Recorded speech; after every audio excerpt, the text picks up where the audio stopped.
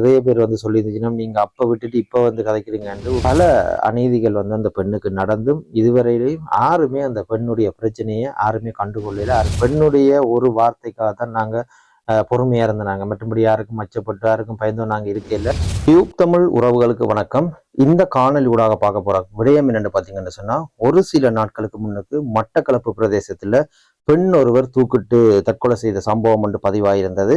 இந்த விடயம் தொடர்பாக தான் இந்த காணொலியில நாங்க பார்க்க போறோம். வாங்க காணொலிக்குள்ள போலாம். மட்டக்களப்பு பிரதேசத்தில் இருக்கிற யுவதி ஒருவர் சமீப நாட்களுக்கு முன்னுக்கு, அதாவது கடந்த சில நாட்களுக்கு முன்னுக்கு தொலைபேசி அழைப்பு ஒன்று ஏற்படுத்தி இருந்த எனக்கு தொலைபேசி அழைப்பை ஏற்படுத்தி தன்னுடைய பிரச்சனைகள் தொடர்பில் வந்து எங்களுக்கு நிறைய விடயங்களை வந்து தொடர்பு சொல்லியிருந்தா. காரணம் என்னென்னு சொன்னால், உடனடியாக எங்களுக்கு தொலைபேசி அழைப்பை ஏற்படுத்தியில பல போராட்டங்களுக்கு பிறகுதான் அந்த தொலைபேசி அழைப்பை ஏற்படுத்தி எங்களுக்கு வந்து நிறைய விஷயங்களை வந்து சொல்லியிருந்தா. ஏனென்று சொன்னால், தன்னை மாதிரி வேற பெண்கள் வந்து பாதிக்கப்படக்கூடாதுன்ற ஒரு விடயத்துக்காண்டி இந்த விஷயத்தை வந்து எங்களுக்கு சொல்லியிருந்தா.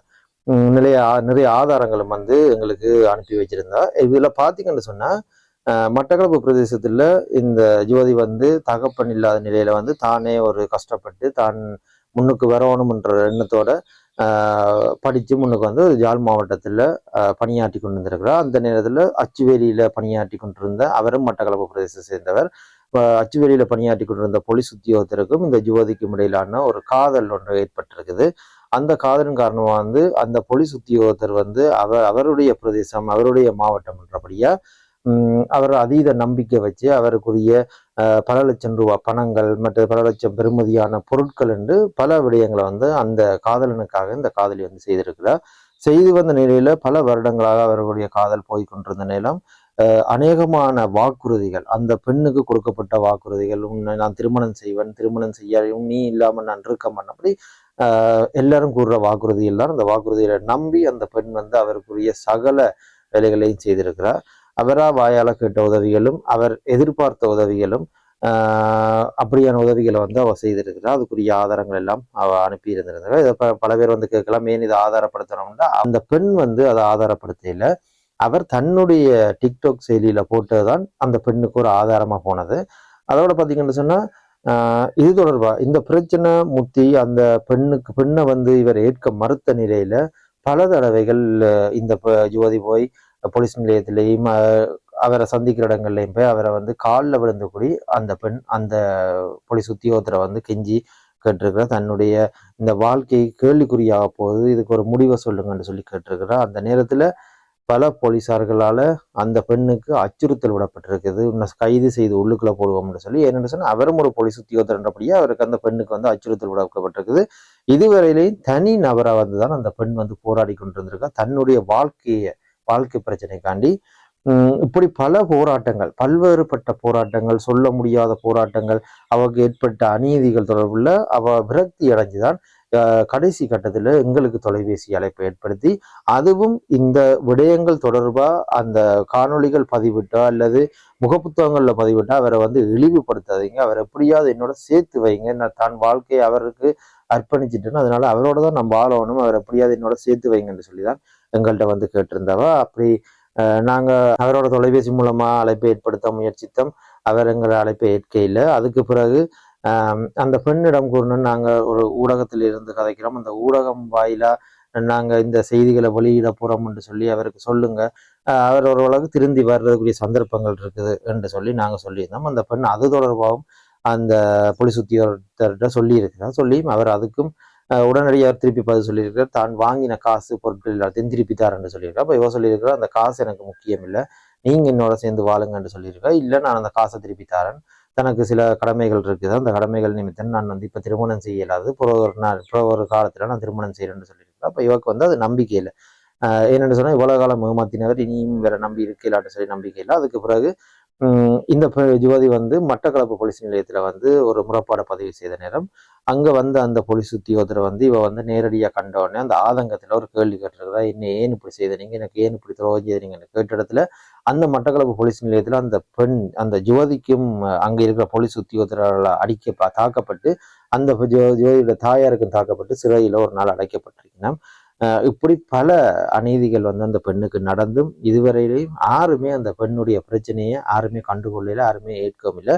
நாங்க இது தொடர்பா நேரடியாக இறங்கி செயற்படுறதுக்கு தயாராக இருந்தாங்க. நிறைய பேர் வந்து சொல்லியிருந்துச்சுன்னா நீங்கள் அப்போ விட்டுட்டு இப்போ வந்து கதைக்கிறீங்கன்ட்டு. உண்மையிலே அது இல்லை. அந்த பெண்ணுடைய ஒரு வார்த்தைக்காக தான் நாங்கள் பொறுமையாக இருந்தாங்க. மற்றபடி யாருக்கும் அச்சப்பட்டு யாருக்கும் பயந்தோம் நாங்கள் இருக்கையில் அந்த பெண்ணுடைய வாழ்க்கை பாதிக்கப்படக்கூடாது, அந்த பெண் இப்படி ஒரு முடிவு எடுப்பான்னு நாங்கள் எதிர்பார்க்கல. அவருடைய வாழ்க்கை பிரச்சனை என்றபடியாக தான் நாங்களும் பொறுமையாக இருந்தாங்க. இல்லாட்டி இது நாங்கள் விழிப்புணர்வாக எவ்வளவோ பிரச்சனைகளை நாங்கள் கையாண்டிருக்கலாம், போலீஸ் தலைமையகத்துக்கு தெரிவிச்சிருக்கலாம், எவ்வளவு பிரச்சனைகள் எடுத்திருக்கலாம். ஆனால் அந்த பெண்ணுன்ற ஒரு வார்த்தைக்காண்டி தான், அதாவது ஒரு எங்களுடைய உறவாக நினைச்சபடியா அந்த பெண்ணுடைய வார்த்தையை வந்து நாங்கள் மதிப்பளித்து தான் நாங்கள் அந்த காணொலிகளையோ இல்லாட்டி அவர் தந்த ஆதாரங்களையோ வெளியிட இல்லை. இது தொடர்பாக அந்த பெண்ணிடம் நிறைய நாள் வந்து நாங்கள் தொடர்பு ஏற்படுத்தி அவருடன் பல கலந்துரையாடல்களை மேற்கொண்டாங்க. என்ன நடந்தது, அடுத்த கட்டம் என்ன செய்ய போறீங்கன்றதெல்லாம் அவருக்கு புத்திமதிகளை சொல்லி கொண்டிருந்தாங்க. திடீரென்று இந்த விபரீத முடிவு இந்த பெண்ணால் எடுக்கப்படும்ன்றது உண்மையிலே யாரும் அறியாத, யாருக்குமே புரியாத ஒரு விடயம் இருக்கு. யாருமே நம்ப முடியாத ஒரு விடயம் இருக்கு. என்று சொன்னால் ஒரு துணிச்சலான ஒரு தன்னம்பிக்கையான ஒரு பெண். அந்த பெண் மற்றவருக்கு புத்தி சொல்றதுல ஒரு வல்லமை மிக்கவராக இருந்த அந்த பெண் வந்து சமூகத்துல பல இன்னல்களை வந்து சந்திச்சு வந்த பெண் இன்றைக்கு ஒரு போலீஸ் உத்தியோகத்தரால தன் உயிரை வந்து மாய்த்திருக்கிறார். உண்மையிலே அது வேதனைக்குரிய விடயம். இந்த காணொளி, இந்த நடந்த சம்பவம் தொடர்பாக நாங்கள் முதலே காணொளி பதிவிட்டிருக்கலாம். ஆனால் 2 நாள் அந்த பெண்ணினுடைய இழப்பு வந்து எங்களுக்கு ஒரு ஈடு செய்ய முடியாத அளவில் இருந்தது. அதனால அந்த காணொளி பதிவிடுறதுக்கான நேரம் இல்லை. உண்மையிலே பார்த்தீங்கன்னா அதுக்கு பிறகு இந்த முகப்புத்தகங்கள்ல என்னால் வந்து பல ஆதாரங்களை வெளியிட்டு இருந்தாங்க. அந்த ஆதாரத்துக்கு பிறகு பல பெண்கள் தங்களுடைய பிரச்சனையை வந்து எங்களுக்கு தெரிவிச்சிருக்கணும். அதுவும் போலீஸ் உத்தியோகத்தர்களால, தமிழ் போலீஸ் உத்தியோகத்தர்களாலையும் சிங்கள ஒரு சில போலீஸ் உத்தியோகத்தர்களாலையும் வந்து பெண்கள் நிறைய பேர் வந்து இப்படி ஏமாற்றப்பட்டிருக்கணும். இதுக்கான காரணம் என்னன்னு பார்த்தீங்கன்னு சொன்னா, ஒரு பெண் வந்து ஒரு போலீஸ் நிலையத்துக்கு சென்று முறைப்பாடு ஒன்றை பதிவு செய்யறதுக்கு போனா அங்க வந்து தொலைபேசி இலக்கத்தை கொடுக்கறது வளமையான விஷயமா இருக்குது. அந்த போலீஸ் நிலையத்துல அந்த முறைப்பாடு செய்யற புத்தகத்துல இருக்கிற அந்த தொலைபேசி இலக்கத்தை எடுத்து அந்த பெண்களுக்கு காதல் வலை வீசி இந்த போலீஸ் உத்தியோகத்தர்கள் இப்படியான காரியங்கள்ல ஈடுபட்டு வருகின்றனர். அப்படி அவர்களிடமிருந்து தங்களுக்கு தேவையான சகலதையும் பெற்றுக்கொண்ட பிறகு அவர்களை வந்து போலீஸ் தங்களுடைய தொழிலை வச்சு அவர்களை வந்து அச்சுறுத்தி அவர்களை பல பேர் இல்லாமலே போயிட்டோம். சில பேர் பிரச்சனை பண்ணாமல் ஒதுங்கி இருக்கணும். இப்படி பல பிரச்சனைகள் இங்க வந்து நடந்து கொண்டிருக்குது. இது வெளியில தெரியல இல்லை. போலீஸ் உத்தியோகர்கள், அதாவது பயிரை காக்க வேண்டிய வேலியே பயிர் அழிச்ச மாதிரி ஒரு இதான் இந்த இலங்கையில வந்து நடந்து கொண்டிருக்குது. போலீஸ் உத்தியோகத்தர்கள்ன்றது வந்து போலீஸ் உத்தியோகத்தர்கள் வந்து மக்களை பாதுகாக்க வேண்டிய கடமையில் இருக்கிறவர்களே குற்றத்தை செய்தா அப்புறம் நாங்கள் குற்றத்தை யாரிடம் போய் சொல்வதுன்றது மக்களுடைய கேள்வியா இருக்குது. ஆனா இதுவரையிலேயும் சகல ஆதாரங்களுடனும் சகல அந்த பெண்ணுடைய முகப்புத்தகத்துல ஆதாரங்களோட அந்த பதிவுகளை வந்து மேற்கொண்டிருந்தவ. ஆனா இதுவரையிலையும் போலீஸ் திணைக்களமோ போலீஸ் தலைமையகமோ அந்த போலீஸ் உத்தியோகத்திற்கு எந்த ஒரு நடவடிக்கையும் எடுக்கப்பட்டதா தெரியல. இன்றைக்கு அந்த பெண் இறந்ததுக்கு பிறகு கூட பல செய்தி தளங்கள்லையும் அந்த பெண்ணுடைய செய்தி வந்து வந்திருக்குது. ஆனா இதுவரையிலையும் அந்த போலீஸ் உத்தியோகத்திற்கு எந்த ஒரு நடவடிக்கையும் எடுக்க இல்லைன்றது ஒரு வேதனைக்குரிய விடயமா இருக்கு. அதை விட பாத்தீங்கன்னா தொடர்ச்சியா இதை மாதிரி நிறைய பெண்களுடன் அந்த போலீஸ் உத்தியோகத்தர் வந்து பல உரையாடல்களை மேற்கொண்டு அந்த பெண்களை ஏமாற்றி கொண்டிருக்கிறதா வந்து எங்களுக்கு தெரிவிக்கப்படுது.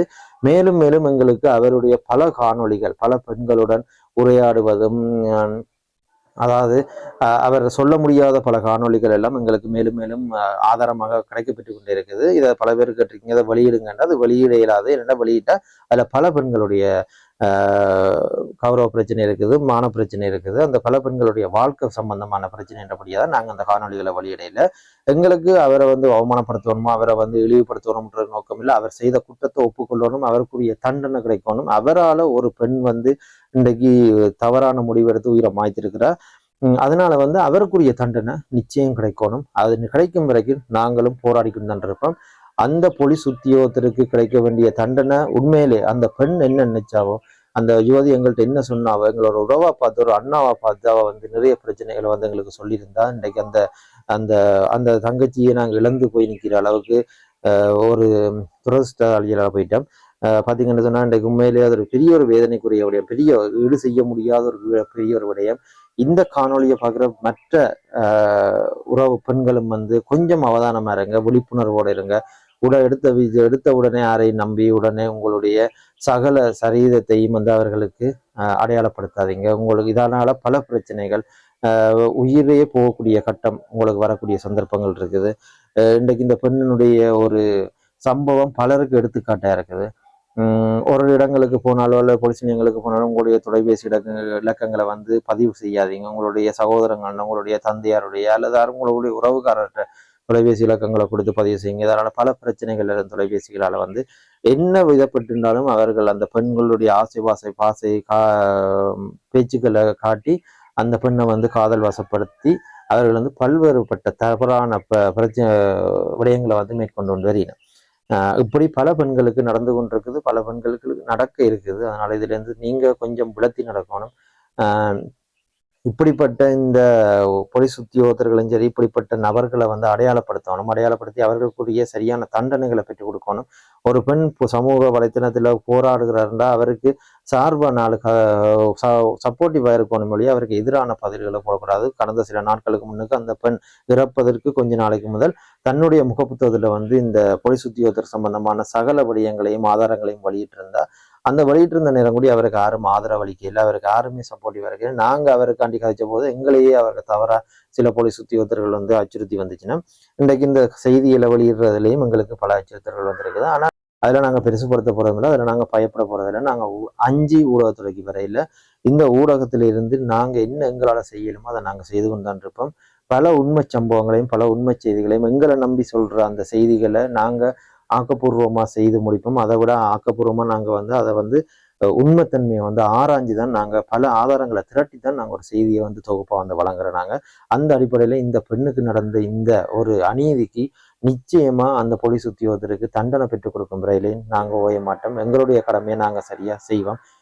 அப்பதான் அந்த தங்கையினுடைய ஆத்மா சாந்தி அடையும் நினைக்கிறேன். என்று சொன்னா அவர் நினைத்திருப்பாரு நாங்கள் இதை கைவிட மாட்டோம், எங்களால் நாங்க ஏதாவது ஒன்று செய்வோம்ன்ற ஒரு நம்பிக்கையில இருந்திருப்போம். அதனால நாங்க நிச்சயமா செய்வோம். இதை பார்த்துட்டு இருக்கிற பெண்கள், இந்த காணொலியை பார்த்துட்டு இருக்கிற பெண்கள், இந்த பெண்ணினுடைய ஒரு இந்த பிரச்சனையை ஒரு முன்னுதாரணமா வச்சு நீங்களும் வாழ்க்கையில கொஞ்சம் அவதானமா நடந்து கொள்ளுங்கன்றதை இந்த காணொலியோட தெரிவித்துக் கொள்கிறோம்.